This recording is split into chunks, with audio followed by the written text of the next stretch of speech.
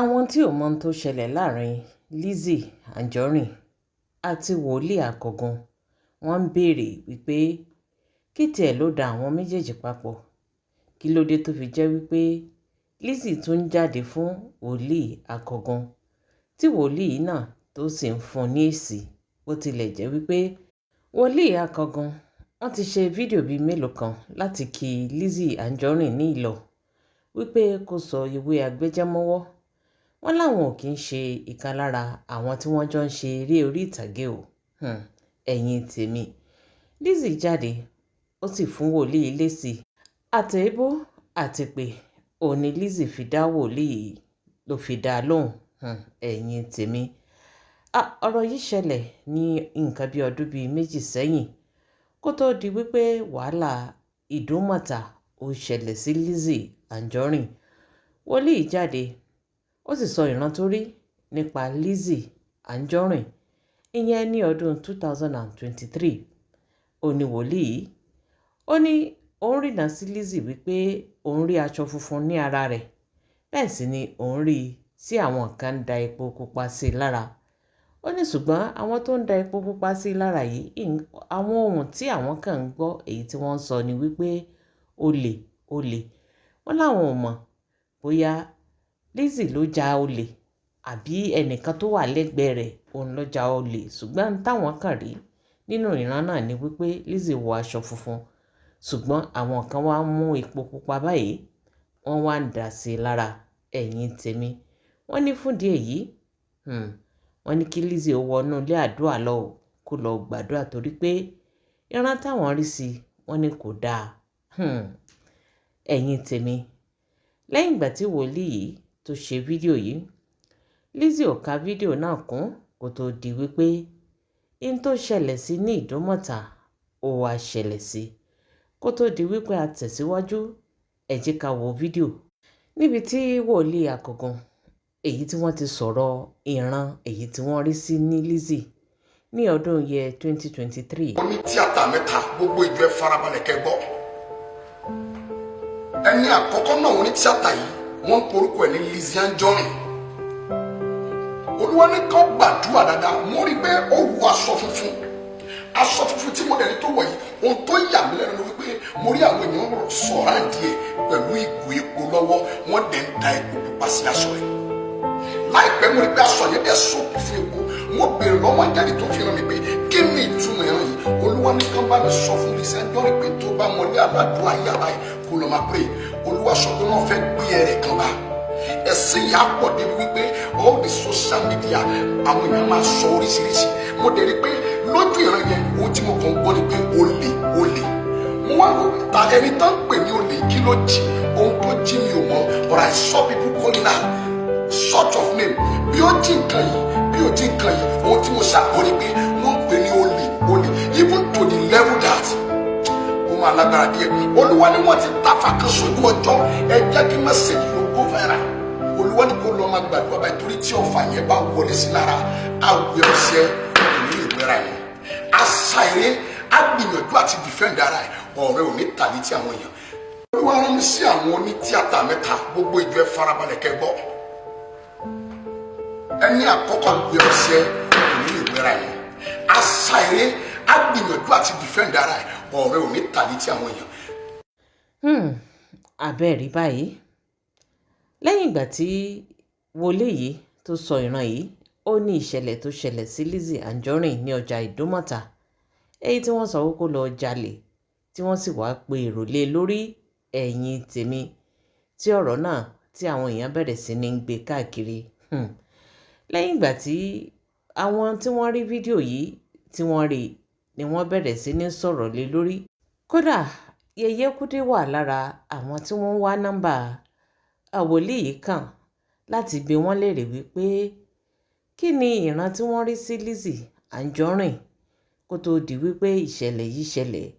Wọ́n sì gbé wòlíì yìí, wọ́n gbé wá sí orí show wọn láti wá interview wọn pé kí wọ́n ṣàlàyé lẹ́kùnrẹ́rẹ́ ihun tí wọ́n rí gan pàtó tó ṣẹlẹ̀ sí Lizzy tí wọ́n ṣe fídíò, ṣùgbọ́n tí àwọn èèyàn kọbi ara sí fídíò yìí tí wọ́n ṣe yìí kó tó wá di wípé ìṣẹ̀lẹ̀ yìí ó wá padà wá ṣẹlẹ̀ sí Lizzy Anjorin. Ẹ jẹ́ ká gbọ́ nǹkan tí alàgbà yìí sọ nígbà tí Yèyé Kúdí èyí tí wọ́n interview wọn lórí live chat wọn. Gangan nínú ọ̀rọ̀ yìí Yèyé ibi ọ̀rọ̀ wà ládé yìí. Ṣé rí gbogbo èyí tí mo sọ àtẹ̀kíní àtẹ̀kejì, they are what we call empirical explanations. Empirical explanation means reasonable explanations, physical explanations. These are things that are physical, you know, from a normal mind, normal reasonable man. Yes, sir. Also, a normal human knowledge. Now, let me take it to the esoteric world now. Let me take spiritual. The mystery behind this case. Can I tell you for free this night that everything that happened to Lizzy is an attack? From the spiritual, sir. Everything, yes, ma'am, from the spiritual world is an attack.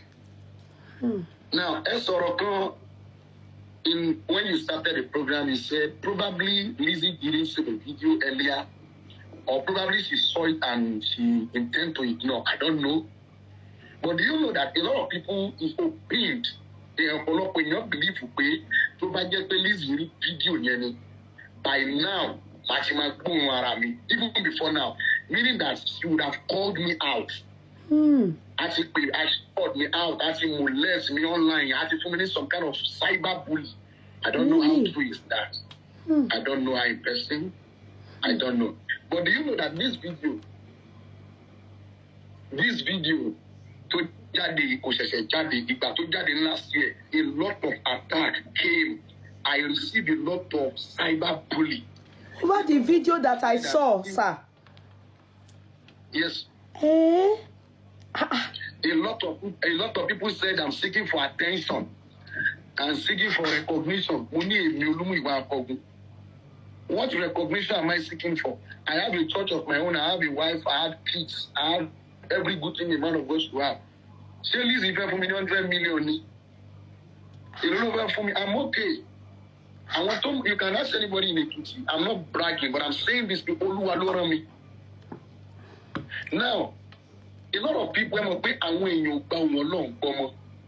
once they see videos online about men of God prophesying, they said, they are businessmen, and he then say fault and when you fake it poor. True. You know what I'm saying? Fake it poor. Oríṣiríṣi man of God. Now after this program, I will pray with people. Má kàn pray pẹ̀lú èèyàn méjì péré ni.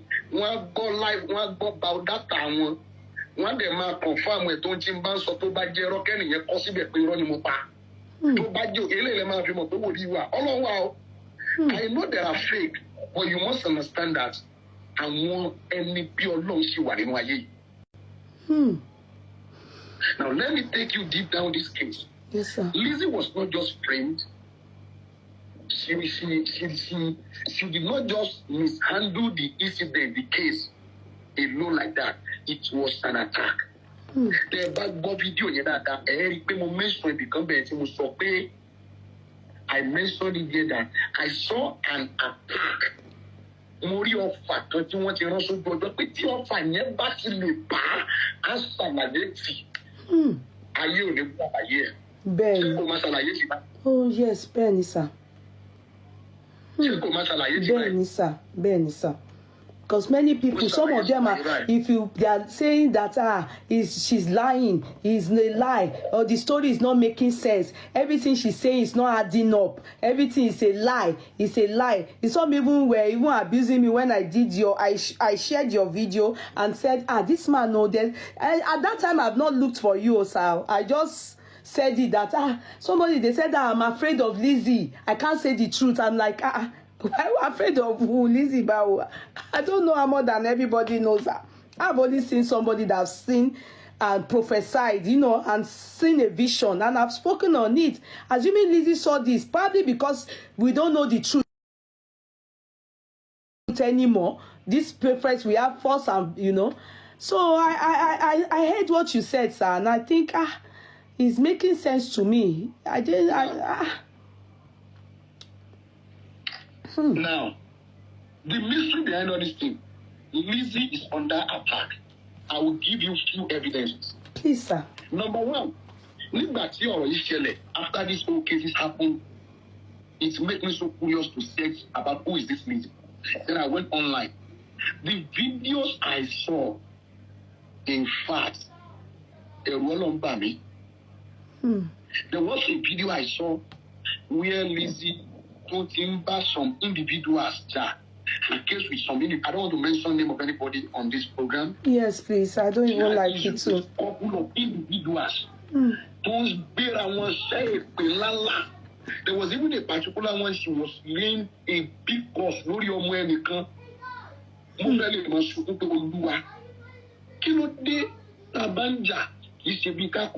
I understand that all these things they are doing, they are only doing it to make money online. I see all these things as content. Funny enough, can I tell you, these people won't only around. They don't go. They were not friends physically. They just come online to bully themselves, to gain more followers, to monetize their page. But one back pay on they won't pay the or solo. Bíbélì sọ̀rọ̀ ó ní ọ̀rọ̀ náà sì ti ara ó ti bá ara gbé ọ̀rọ̀ tẹ́ bá sọ màmá it will be living within you. Ọ̀rọ̀ tẹ́rí yẹn ó di ìdá olójú méjì ni bí wọ́n sọ pé ọ̀rọ̀ tẹ́rí yẹn ó ní ìdá ni ó ní a máa bú ni wọnú ìsan dé inú gbùngbùn egun. I had a video where she was laying calls ó ń ṣe ìpínlẹ̀ ńlá fún ọmọ arábìnrin kan and that lady was crying. Aside that, a lot of people don't need cases. In your tear to me. It took that year to move your party, don't do me to me. She had a case with Celestial Church of Christ. Celestial. Oh, come online, so. In fact, a prophet had to reply her. We pay any video, you're telling you, so Lizzy, what your will banning. Àwa máa bẹ gbé nǹkan sínú owó ẹ tó jẹ́ pé wàá ná owó yẹn wàá ná nígbà tó jẹ́ pé aya máa bí ẹ pé olówó rí. You want to fight people fight agbára ẹ̀ka má bá àwọn èèyàn tó ju ẹ lọ́jà. Look at somebody who is coming against who is fighting the celestial body. You are fighting the church. She forgets that she's the mother. She's a wife. Oloko, Olomo. In fact, can I tell you this, man? Only that you know why did I question to Loko Olomo? Because in that you know when we know what I'm saying, see in your two look only my jabai online. You go there one in the go there my go there my party wo from come to one look my dear. Sure. Owo to ri ni kini yo ti da e bo ma ja fi ti pesi. I'm not insulting. I'm not being an intrude into our private life or our marriage. I'm only talking for people to learn. Majamasala back in country much more. Yes, sir. Now, if it was just a break, is the motto. Break. Take note, tó bá wà níwájú ẹnìkan ló máa ń tẹ bíréèkù nígbà míì tí ò bá tiẹ̀ sí ẹni mọ́tò níwájú ẹ tó ń sáré lọ lálálálá fúnra rẹ̀ wà tó yí tempo speed yẹn wálẹ̀ ìgbà míì wà wind down. But sir, now what I'm trying to say is ìgbà tó wo gbogbo ayé ṣùṣù tó wo gbogbo church ṣùṣù tó rí church ìbájà tó jẹ́ ṣẹlẹ̀ ló wá ló ń bájà ó bá ṣẹlẹ̀ jà tán. Okay, the case can share recently the case of Yinka TNT. Èmi ò fọ́nà gbogbo àwọn kan wọ̀nyí tẹ́lẹ̀ o case ilé náà ló sọ mí dẹni tó ń lọ ń wo kíní àwọn èèyàn máa ń pè ní èmi ò mọ ẹyẹ tó ń jẹ́ Yinka TNT before now. Now nígbà tí Yinka TNT kọrin tí àwọn kérúbù. Abẹ́rẹ́ báyìí ẹ̀yin náà wá wò ó látìgbà tí wòlíì yìí tó wá ti rí náà yìí látìgbà tí wọ́n ti wá grant interview lọ́dọ̀ Yèyé Kúdí àtìgbà náà ni wòlíì yìí ti di ọ̀tá Lizzy Anjorin o kódà tó bá jẹ́ wípé ó wá farabalẹ̀ ni tó wá ṣe nǹkan tí wòlíì yìí ní kó ṣe nígbà náà lọ́hùn-ún, ó ṣeé ṣe kó jẹ́ wípé ìṣẹ̀lẹ̀ aburú tó ṣẹlẹ̀ sí ní Ìdúmọ̀tà ó ṣeé ṣe kó má ṣẹlẹ̀. Kódà wòlíì yìí sọ títí débi wípé nígbà tó bá yá tí ìṣẹ̀lẹ̀ yìí bá ṣẹlẹ̀, ó ní Lizzy ó máa ṣàlàyé, yóò máa ṣàlàyé tí ó máa rojọ́ títí tó jẹ́ wípé kò sẹ́ni tí ó gbọ́ àlàyé rẹ̀. Ẹ̀yin náà wá wò ó, látìgbà tí ìṣẹ̀lẹ̀ yìí ti ṣẹlẹ̀ ní ọjà Ìdúmọ̀tà títí dòní Lizzy sì ń ṣàlàyé. Títí dòní Lizzy sì ń rojọ́ lórí ọ̀rọ̀ Ìdúmọ̀tà yìí, ṣùgbọ́n kò sẹ́ni tó gbọ́. Ó mà ṣe o, ẹ̀yin tèmi. Eléyìí ló fà á tí wòlíì tó fi di ọ̀tá Lizzy, tó fi jẹ́ wípé ojoojúmọ́ ó ní Lizzy tó sì ń ṣépè fún wòlíì yìí. Bẹ́ẹ̀ náà ni wòlíì yìí tó sì ń kì í nílọ̀, tó ń fún un lésì. Ṣùgbọ́n lọ́wọ́lọ́wọ́ báyìí wòlíì tó ti wá jáde o. Ẹ jẹ́ ká gbọ́ nǹkan tí wòlíì yìí èyí tó sọ nínú fídíò yìí. ṣé wá rí oríṣi wèrè méje ló wà. Wèrè tó ṣe gbajúmọ̀ jù táwọn èèyàn mọ̀ jù òun ni wèrè alákìsà. Kí ni wọ́n ń pè ní wèrè alákìsà? Wèrè alákìsà ni ẹni tó jẹ́ pé alágànná tó ń wọ àkìsà kọ́rùn, ó ń ká kìsà kiri. Ẹ máa rí wọn ní títì, ẹ máa rí wọn lẹ́gbẹ̀ẹ́ ilé káàkiri. Wọn ì wọṣọ gidi, aṣọ àdọ̀tí mọ́ lọ́rùn, irun orí àti ọ̀ràn mọ́ lọ́rùn. Wèrè ẹlẹ́ẹ̀kejì wèrè alákìtàn. Ṣé ara àwọn wèrè alákìtàn wọ́n tún upgrade ju wèrè alákìsà?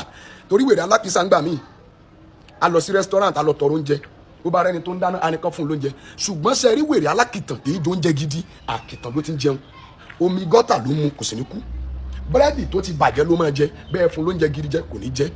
Ìyẹn dẹ́ lẹ́ẹ̀kejì. Wèrè kan náà wà tán pè ní wèrè alágídí. Ṣé ara àwọn wèrè alágídí gbogbo èèyàn náà máa ń bájà from January to December. Tó o bá ti lẹ́ni tó jẹ́ pé wèrè alágídí ni tó ń set ring light for everybody lójoojúmọ́, kì í ṣe fọ́ọ̀tì wọn. Wèrè alágídí ni irú ẹni bẹ́ẹ̀ jẹ́. Ṣé wá rí àwọn wèrè alágídí yẹn, wọ́n burú débi pé àtún tó kàn wọn àtún tí ò kàn wọn, wọ́n gbé sórí, wọ́n máa jà ìjà all the time. Kò sẹ́ni tán tí ìbájà tán. Bẹ́ẹ̀ lẹ́ni bá ń sọ̀rọ̀ lọ ní títì, alọ́rọ̀ òun ló ń sọ. Irú mo ṣe ń sọ̀rọ̀ yìí báyìí tí wèrè alágídí bá gbọ́ tó bá kọjá bí alóhùn lákọ̀gún bú, atúbẹ̀ sí ní pariwo Akọgun. Kì í ṣe fọ́ọ̀tì irú ẹni bẹ́ẹ̀, wèrè alágídí ni wọ́n. Tí wèrè alágídí bá wà nínú yàrá kan, the only thing tí wèrè alágídí máa ń ṣe pé a máa fi etí here ọ̀rọ̀ àwọn èèyàn, a máa bá wọn jà. Ó di mẹ́ta. Wèrè kan náà wà tí wọ́n ń pè ní wèrè ẹlẹ́jọ́. Wèrè ẹlẹ́jọ́ yẹn tiẹ̀ ó tún lé o, a máa sújọ́ kiri ni. Ẹnu ìró wọn a set ring light from January to December, December to January. Kò sẹ́ni tí ò lè bú, bó bá ṣe ń bú Táyé la máa bú Kẹ́hìndé, lábú Ìdòwú, lábú Àlàbá. Kì í ṣe fọ́ọ̀tì wọn. Wèrè ẹlẹ́jọ́ ni wọ́n. Wèrè ẹlẹ́jọ́ a máa rojọ́ kiri, gbogbo èèyàn la máa fẹjọ́ bá jà. Ẹnu òní ró, àtọ̀rọ̀ tó kàn àtọ̀rọ̀ tí ò kàn la máa sọ sí. Bọ́lọ́run sọ̀rọ̀ a sọ tiẹ̀, bẹ́lẹ̀ lè ń ṣe lé a sọ tiẹ̀. Ṣé wá rí wèrè alágídí àti wèrè ẹlẹ́jọ́, wọ́n fẹ́ papọ̀. Ìkan agídí ìjà ni, kì í sújọ́, kì í báyàn sújọ́, bàmá báyàn jà. Ṣé wá rí ìkejì ń tiẹ̀, ẹjọ́ ni, àtọ̀rọ̀ tó kàn àtọ̀rọ̀ tí ò kàn. Bí nǹkan ṣẹlẹ̀ níbì kan, anílágbájá ló ní kí nǹkan yẹn ṣẹlẹ̀, á sà máa rojọ́ sà.